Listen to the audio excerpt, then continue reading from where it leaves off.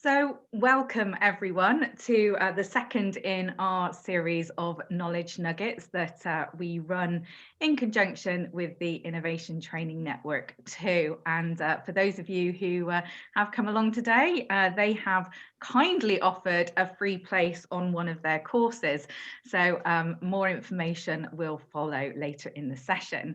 But today the topic is quite broad, innovation in the UK, and I'm absolutely delighted to have Emma Cowan from Innovate UK join us. And Emma has, I guess, had quite a long association with Ideas UK through her historic role with BT as well, and is now the newest member of the Ideas UK Advisory Board. So Emma's going to share a little bit about Innovate UK.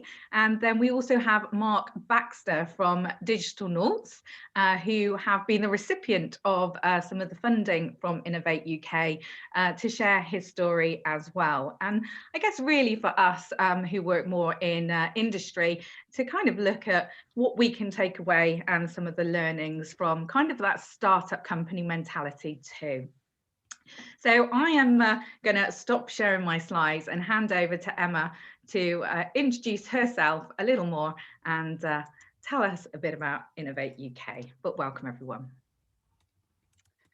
Morning everybody, nice to meet you all again. And it is also a sort of balmy only -4 here, but it is lovely. It's very, very cold, but it is very, very bright, which makes a big change. I much prefer this to the heaping rain and the grey skies, so it's quite nice. My name is Emma Cowan. I worked with BT for quite a considerable amount of time, working in their open innovation team, so working with a number of different people, including the innovation consultants and the scouting team, and also mainly the BT New Ideas initiative, which went on for some time. I left BT a couple of years ago and then took up a position with Innovate UK. It was a huge learning curve, but massively enjoyable. And it's, I think, probably the last 18 months have been one of the most enjoyable times of my professional life, I think, just having had that big change. But to give you an understanding of how Innovate works, it is pretty much the UK's innovation agency. So it's a non-departmental public body. So it operates at arm's length from central government, but it is quite uniquely linked.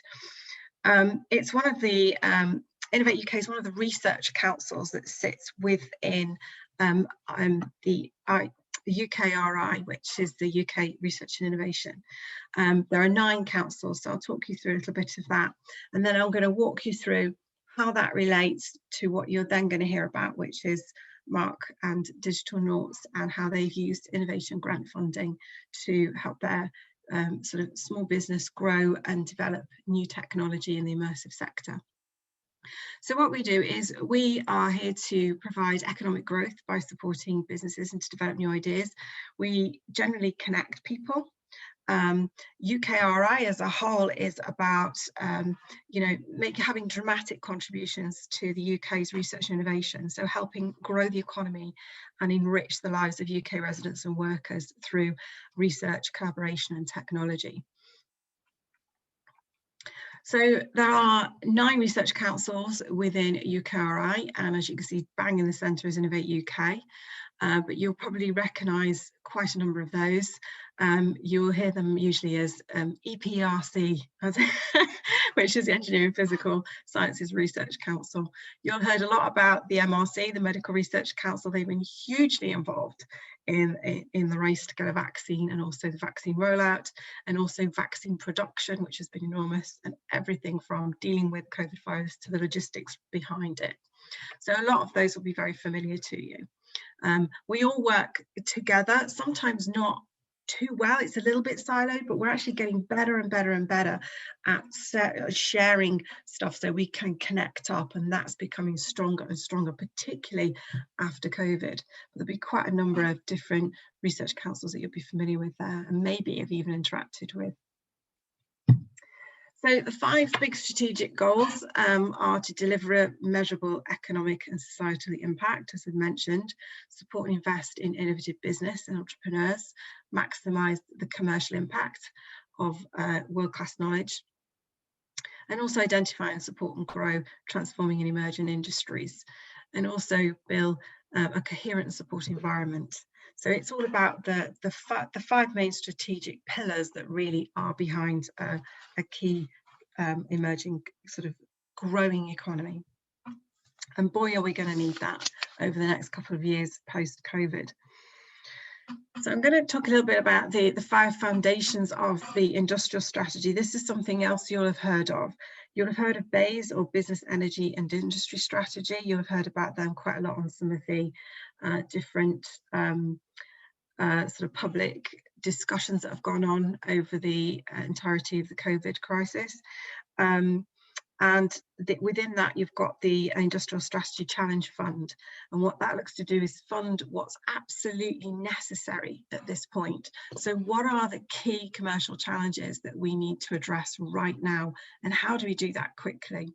And as you can see, there's no surprises there. You've got ideas, people, infrastructure, business environment, and places. As you can also see, my slide building isn't that great in regards to that. Don't know where that went wrong, but that is what the ISCF is generally there to do. Now, when it comes to Innovate, we have a number of different supporting sort of partners in that. And one of those, again, you may have already heard of, which is the Digital Catapult Centres. And what they are is they're kind of the hardware to what we do. So it's sort of technology, sort of a part of a network of technology innovation centres. So it's like network demonstrations, and it has some labs in there as well. So it's the buildings, the hardware, the facilities to support the industrial challenges and the wider UKRI. So we would have networking sessions in there, we would have presentations, we would have different areas of the industrial strategy coming in, having discussions, meetings, conferences, and that's what it's there to do. They also have some big demonstrations. So if we have some good technology output, we'll have demonstrations. It's unfortunate we've not been able to use them in anger over the last year, because it's exactly where we would put projects like Marks and Digital Noughts in there to show people what is capable, and then inviting businesses in to come and have those conversations and meet them and actually test out and trial what they've produced. Added to that, we partner with the Knowledge Transfer Network. We also are big contributors to them as well in terms of their funding, and if you consider the catapults to be the hard stuff, the buildings, the hardware, the technology opportunities to demo, this is the kind of the soft support, or what we call soft power now. And what it is, it's like they're all like kind of super networkers. So what they are is about connecting, networking, access to expertise, and also another route to funding. So how do we then move those people on to speaking to the right people? They've now done their project, they've emerged and created this wonderful product. How do we now connect them with the right people? How do we help them focus on the right market? How do we help them scale up? How do we help them connect with the right expertise? So that's kind of the soft support, and that's kind of layered on top of the sort of catapult. Excuse me. So the ISCF, it does straddle across Innovate and also the AHRC, which is Arts and Humanities Research Council. But it's really around the major challenges, and none of these will be of surprise to you. So there's AI and data economy, aging society, which we know is something we're going to have to spend a lot of time, money and effort in dealing with, because we are growing older and we have a shrinking birth rate. So how do we look after these people and make sure they maintain an engaged part of society? Because people may want to work longer, they may want to be engaged longer, they may want to do stuff, they may want to contribute for longer, and they certainly want to keep connected. Clean growth, it's an absolute no-brainer, and also the future of mobility. So, you know, how do we shape up being a world leader in mobility? So you've got things like the future of flight challenges and things like that. You know, the way we move around and the way we do things is changing, and we have to meet that challenge. And that's likely to be done through grant funding technology. So what do we currently, some of these numbers, believe it or not, are out of date, because we've actually put more money into a lot of these, particularly over the COVID outbreak. But what this does is, it is about what we actually put into certain areas of technology that we realise are going to play a key part in our near and further future. So I'm actually involved in something called Audience the Future. And it's fascinating because although it's kind of in creative, immersive content, which is about how our audience is changing, how we're going to engage people in audience experiences. So very much about XR, so, you know, virtual reality, augmented reality, haptics, those kinds of things. And certainly that's had a big push just very recently because of COVID. It has a massive effect on a creative industry, which is worth billions to the UK economy. We are also way, way ahead in terms of creating immersive technology and immersive content. We've also got people working in, you know, pushing the boundaries of animation and design.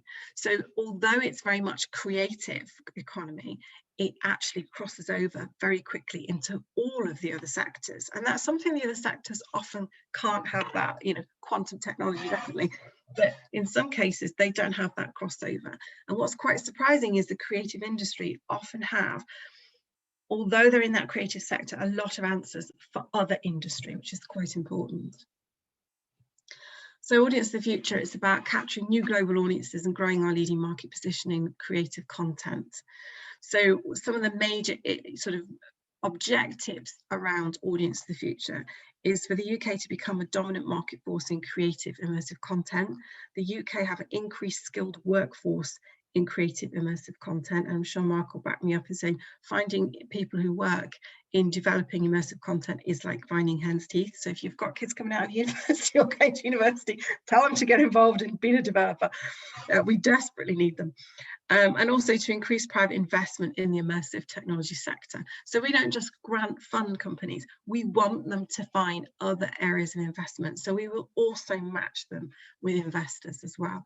And that to us is a key benefit that we track. So if we invest in a company that brings a new technology around, starts to scale up and attracts new investment from other areas, that's one of the objectives we are key to exploiting. So coming down another level, so what's in Audience of the Future and the Creative Industries Clusters Programme? Industries cluster, the CICP is more around, we are aware there are certain locational areas that are very key in certain sectors. So for example, in Dundee, we have something called in-game, because there's a huge gaming industry area of Dundee, because their university was one of the first universities to really invest in having those kinds of products and services available to be studied at university level. And that created kind of a little ecosystem of the gaming industry there. So we also invest in those sectors, in those localities, to create and grow business and economies in those areas. I look after currently 23 teams in Audience of the Future, although there is a lot more. We split it across a large team of us. And a little bit about what's in there is the demonstrator program. This has been massively hit by COVID. I have to put a little caveat in there. But what this is doing is it's looking at doing big visitor experiences. One of them you can get involved in. If you've got a mobile, you can go and download the Big Fix Up, Wallace and Gromit. If you've got kids around 11 or over, they will love this. They can get involved in the Wallace and Gromit Big Fix Up. There was going to be an augmented story kind of event in the Bristol area. That won't go ahead for now, but we hope it will eventually.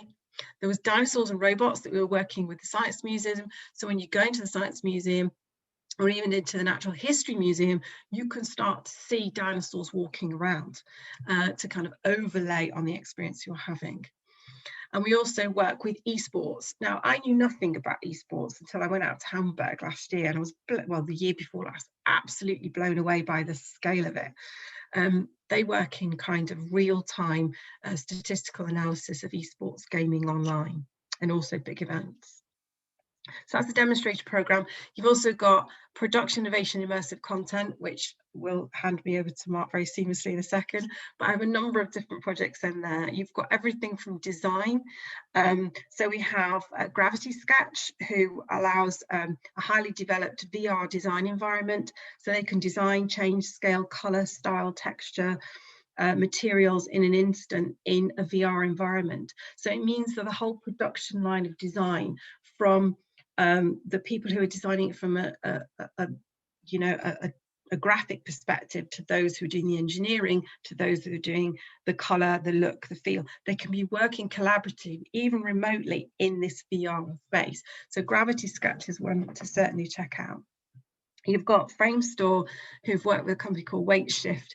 Now, Framestore did a lot of the work on historic materials.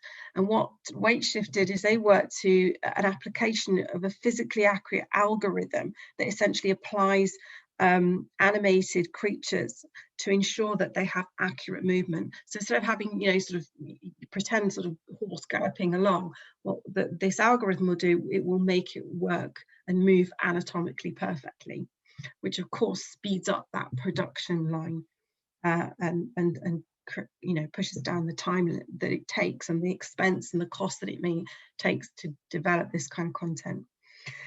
And then of course Digital Noughts, who are in the VR training space, but really looking at the kind of engineering high risk skilling, so that we're able to effectively embed safety skills without putting people in direct harm. So if you're putting people at high risk, they need to be at high risk to learn how to do it. They can essentially help them learn those tools and the fundamentals of dealing with those situations before having put them in that situation where they are at more high risk. So that's just a number of the things that the Audience of the Future are currently looking at and dealing with on funding. And I think if you need any more information, we do have Twitter, Facebook, LinkedIn. You can go on and register for the Audience of the Future newsletter as well. So do have a look. And if you're interested in being funded or looking at new ways of funding new technology or services or applications, then you need to go to the Innovation Funding Service, or IFS. And anything that we're looking at doing, there are some open calls currently at the moment, and there are some more specialised areas of funding, grant funding available. And we've also just lastly launched something called Innovate UK Edge, which is more soft support for scaling up companies that come out off the back of those funding grants. So once you've got the grant, you've developed it, it's then supporting that story after the grant funding. At this point, I'll hand over to Mark.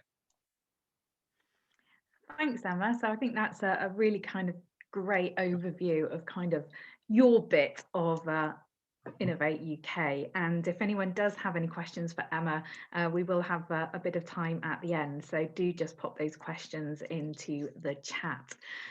So now I'm going to just have a bit of a chat, more informal, with Mark from Digital Noughts. And Mark, maybe you can just start by telling us a little bit more about you and the idea that inspired your company. Yeah, no problem at all. Hi, everyone. So my name is Mark Baxter. I am the Managing Director at Digital Noughts and the co-founder, along with Charles Seguin, who isn't with me today. So we specialise in XR training, as Emma said. In particular, we do sort of not so much the soft skills, it's more of the process-based training. So working in industrial environments, anything that's high risk or really expensive to train to do the actual training. So for example, flight simulators or crane operating, that kind of thing. These are good candidates these are really easy candidates for VR training. Now, when we started the business back in 2016, I'm going to be perfectly honest with you here, I hadn't a clue what I was doing when it came to business. My journey very much began in my previous job when I worked for a traditional e-learning company. So that's your sort of PowerPoint, quiz at the end, quite typical boring stuff. And I learned a lot about the training industry and about how people apply training internally, particularly in enterprises. My last role was actually to become, I was responsible for developing a large-scale learning management system. And basically, I took that knowledge and applied that to the VR space. So when we started the company, we only started the company as basically developing content for people. But what we very quickly found out was that actually developing pieces of content only goes so far. Usually when you deliver this training, it sits in silo and it doesn't get any use. It doesn't go beyond a pilot or a prototype. And what we found was that there wasn't actually any solution similar to what a learning management system does, and it allows you to scale it out and provides access to learners. So that's exactly what we decided to build, and that's what we went to apply for the Innovate UK funding for, and we were very lucky and fortunate that we got it. So what was the process like, Mark, for applying for the funding with Innovate UK? So the process was, for us, it was quite challenging because, as I said, there was only two of us when we started the business, and we weren't very business minded. We were very much techie people. But we applied for, I think originally applied for the Open challenge, which at the time, well, I think it's now Smart Grant. Before it was Open, I think Smart Grant. Emma, you'll probably correct me on that one. Is that right?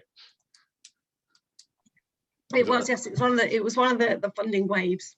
Yeah. So now I believe it's called Smart Grant. No, so but anyway, the point is that it's available to anybody. Anybody can apply for it. So it's highly competitive. So I could be going against people who are applying for things in a completely different space. So you have a lot of people out there who you're going to be competing against. So you need to have a really strong case and a really good innovative idea with a strong commercial potential. And so the first one we failed, unfortunately, but we got so much information back from the Innovate UK team, from the actual people who awarded it, and we took that, we learned the lessons from it, and then we applied that to the next time round. Luckily, the second time round when I applied for it, it was for the audience of the future, which is where Emma's remit is. And that was very much target. It was very much in our remit because it was looking at XR technologies and immersive space, but it also suited us because it was about increasing production and about making things go faster. So for us, scaling things out and without having to worry about it, managing this content at scale, it was a perfect opportunity for us. So we applied for that, and we were very lucky, and we got it. But I'm not going to lie, it was hard. It took us about 3 months to write it. I would say that if you're going to go for it, make sure you have plenty of time and don't leave it until the last minute, as always with these things. No, there's probably a few good lessons in that. And I think the piece about tenacity as well, because obviously you didn't get that grant the first time you applied, but it's about, you know, learning the lessons. And if it's something you really want and you really believe in, then just going for it again, making those tweaks, learning from the experience and moving forward. So kudos to you. Thank you. So how has that whole kind of project experience been? To begin with, it was quite frightening. It was quite a large undertaking, especially when we sat and we really planned out what we were trying to do. Being techies, it was quite easier for us to do. Well, it wasn't easy, but you know, it was easier to do the technical side. So we scoped out all the technical plan, but what we really missed was the sort of commercial side. But the opportunity was clear. We looked at the market, we looked at what the addressable market was, we put in all the research, and thankfully enough, when we were applying for it the second time round, there were people who understood what we were trying to do, even though we were lacking in the business area a little bit.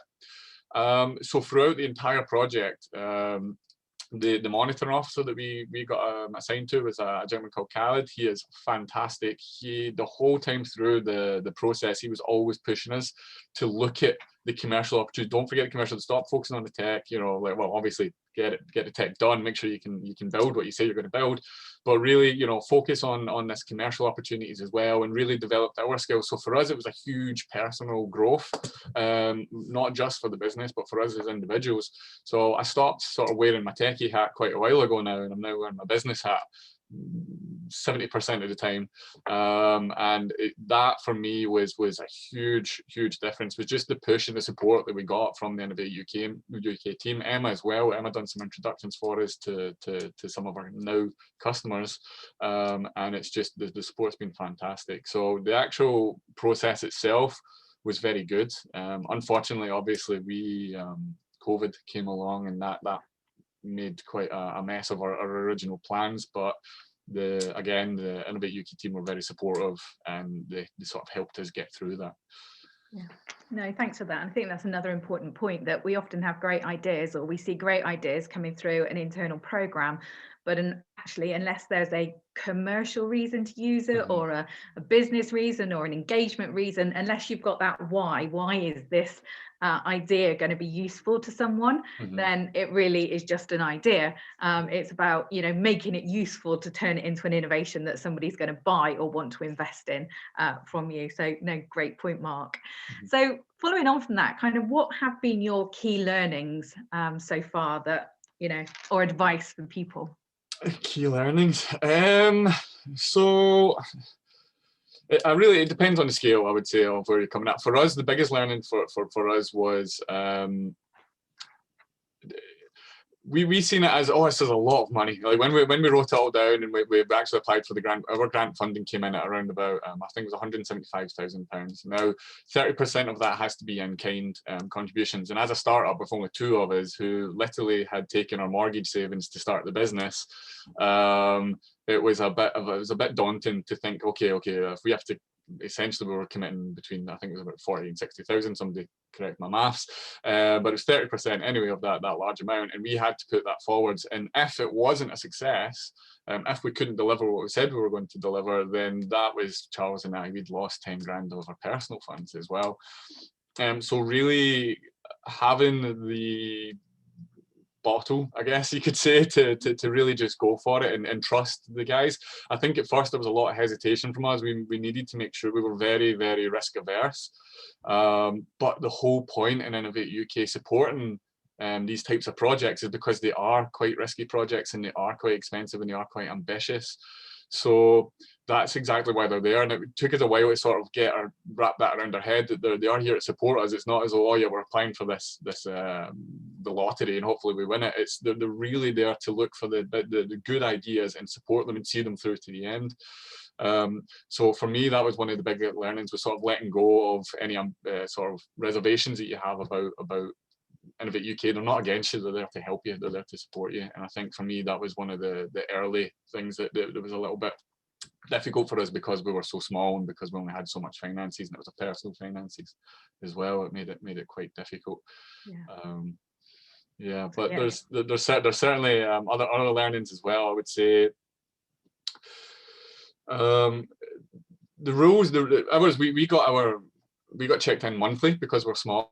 So we applied for monthly monitoring meetings, which to us actually worked to our benefit. The standard is quarterly, but because of our size, we requested to do it monthly one, for the extra support, but also it helps for a cash flow, because every time you do a monitoring report, you can then request the next sort of phase of funding, which is usually done every 3 months. We got ours every month, which really helped for cash flow. So if you were a small business, then that's a major benefit, is that you can ask for that, and there is a bit of flex in there for you as well, certainly. In the actual application writing process, I got some tips for that. If anybody wants some tips, I've definitely picked up a few good tips there if anybody's interested. Yeah. Okay. So no, thanks for that, Mark. But we've actually had a question come in. No worries. Stuart from Williams Advanced Engineering, and he said, have you considered how your innovation can grow across sectors, and if so, what sectors are you considering first? Definitely. So as a technology, our platform is sort of industry agnostic, would we say. We've not built it to tailor it to a specific industry. The reason being is that in the industrial sector, so construction, maritime, civil, all these ones where they're actually very similar when it comes from a training point of view. They're very similar needs. It's very much process based. There's compliance needs that we need to get checked off on. We need to be able to organize and arrange training at set times, and access to equipment's difficult. So there's a lot of crossover in what we do. Initially, when we started to fund the application, it's another little tip actually, we done it as a consortium. So we found we were doing it as, we had the construction industry training board as part of our pilot group for testing the platform, because we had another project on with them at the same time where we were building a training course for them. So what we said was, look, we're building this platform, why don't you put your training course on our platform and we'll scale out and distribute it. So for us, that was a really good starting point, because we had an industry partner who was willing to distribute it. Now COVID happened, and unfortunately we couldn't do the events that we were supposed to be doing. They're now being delayed. They will hopefully happen. But since then, since we started in construction, we're now in maritime. We've now done stuff in healthcare as well, in America, a company called Takeda. And we are doing a lot in the engineering space as well now, as actual engineering tools, not just training. And this is all done and sort of facilitated through a platform. So it's not industry specific at all. We just happen to our beachhead market was essentially the construction industry, and then the maritime, where we're doing a lot of stuff in the maritime as well. So yeah, no, it's definitely, I would say pick one market for your application. Definitely don't make it all over the place. I would say stick to one and provide all your evidence. You don't have a lot of space when you're applying for the funding. The hardest part for us was really getting that word count and getting everything you need into it. So yeah, making every word count. Has anyone else got any questions for Mark or Emma? Pretty well explained then, guys, but if you do, then just pop them into chat. So I just thought we'd bring you something a bit different today. And as I say, Emma from Innovate UK, and that not only the funding that's available, but also the support that's available to develop your ideas, because I think they really do go hand in hand. And also, obviously, Mark from Digital Noughts, who, despite COVID, are still going strong and growing as a business and employing people and expanding, which is just fabulous to see. You know, an idea going from just the two of you and really having confidence and belief to kind of take that forward, and now getting the support and backing you require to deliver for the future too. So before we go, we've got a quick question. Mark, this is from Tim. How have you found working with highly regulated industries with regards to speed of engagement?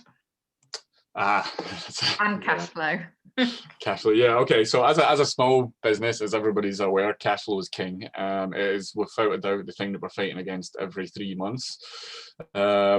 So for us, highly regulated industries, we haven't had, to be perfectly honest, we haven't had much issue in getting into certain places, as long as most of the higher end stuff is in sort of military and maybe some healthcare. You need to do some sort of compliance, so whether it's security, to make sure that, in our case, we've had to go through some security audits to make sure that our platform meets certain security needs. But in terms of speed of engagement, they're very slow, very, very slow. There's a lot of hoops to go through. Most organizations, our lead time when we started was about 9 months, which is really far too long for us. And you're talking maybe 10 to 15 grand projects, and not big projects we're having with these people, because you're only doing, when you initially engage with people, it's usually prototypes or pilots that you're doing, so they're not large, but it still takes a lot of time, because internally, with the nature of the technology that we're using, there's a lot of hesitation. It's considered as a gimmick to some people. It's, you know, most people see that XR, VR in particular, is very, very popular in the consumer space and games. And I think that a lot of people treat it like a games console, when in actual fact, when it's applied properly, it can be used as a serious tool to benefit training and business. So for us, it's a lot of it is evangelizing. And through that, because of that, actually, part of what we've done in the pivot with COVID was we essentially set up a front end for consultancy. So now we are much more consultancy first, because it's, as I said, we were doing so much evangelizing and we were doing it for free. It's like, let's get people to pay us for it. But apart from that, we realized that there was so much more that we could do if we start off at a consultant's point of view. So actual fact, the continuity funding that we got for COVID helped us design this strategic consultancy part of the business that we can help apply to enterprises. And that's reduced our lead time drastically. So now we can get a prototype for which was 9 months before. Now we can usually, our lead time usually be about 3 months. So that's made a big difference. So it's not the technology, it's really how the technology has been applied and helping these larger organizations understand where the benefits for them and getting all the right people in at the right time and things like that. So there's a big part of it to do with strategy to speed it up. Thanks, Mark. Yeah, no problem. So thank you both. And before we disappear, I did promise you at the beginning quite a big prize for coming along today, actually. And I'm going to hand over to the Innovation Training Network and to Grant just to tell us a little bit more about the Certified Innovation Facilitator course. Yeah, thanks, Sina. Thanks, Emma. That was so informative. And thanks, Mark, for sharing those experiences. That was really inspiring.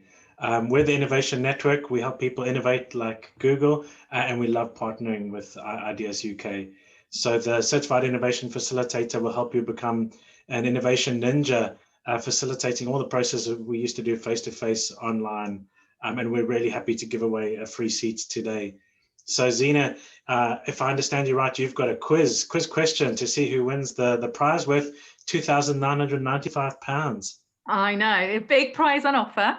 And the question relates to Emma and Innovate UK. So I found this online, I have to say, so I will share my reference with you afterwards. But to the nearest million, so we're looking for whole numbers here. How many million did Innovate UK award to UK businesses in the 2017-2018 year? So we're looking for the number of million, and if you can pop it into chat, and the nearest answer will win. That is a tough question, Zena. It is quite a tough question. Oh, Sheila's got an answer. Nicely done, Sheila. So we're going, I'm taking that as 875 million, Sheila. Anybody higher or lower? 75 million, 450 million. Any other answers to come in? 42 million. Oh, you're a bit way out here. 650 million. Oh, 246 million. You've stumped us, Zena. You've stumped us, but we've got a good range of answers. We have got a good range. And actually, unless there's any last ones coming in, the winner is going to be Sheila with 875 million, because the actual answer is 1,152 million pounds. So Sheila, it's, yeah, congratulations, and please do get in touch with Grant and the Innovation Training Network. I'll link you together. A fabulous opportunity. Congrats, Sheila. Yeah. Yeah, so we got programs running every month until December, and special rates for Ideas UK, and what I like to call our Robin Hood pricing strategy. So if you're a non-profit or a startup, please do reach out. We have some special pricing. Yeah. So congratulations. Thank you. Cool. Great. See you there. So thank you for that. And as I say, that was the link that I took it from. But we have got a whole series of knowledge nuggets coming up for you. So Grant and Roddy and the team will be back next month with agile ways of working. So more of a training interactive session for you. Then in April, we're looking to share a few more case studies, so you can really find out what different people are doing within their organization, how they're coping with the transitions they've needed to make to ensure their innovation programs stay viable during COVID. And then in June, we're focusing on leadership again and developing that innovation culture with the Innovation Network. So do sign up and do come along again. It will be great to see you all and to join the conversation.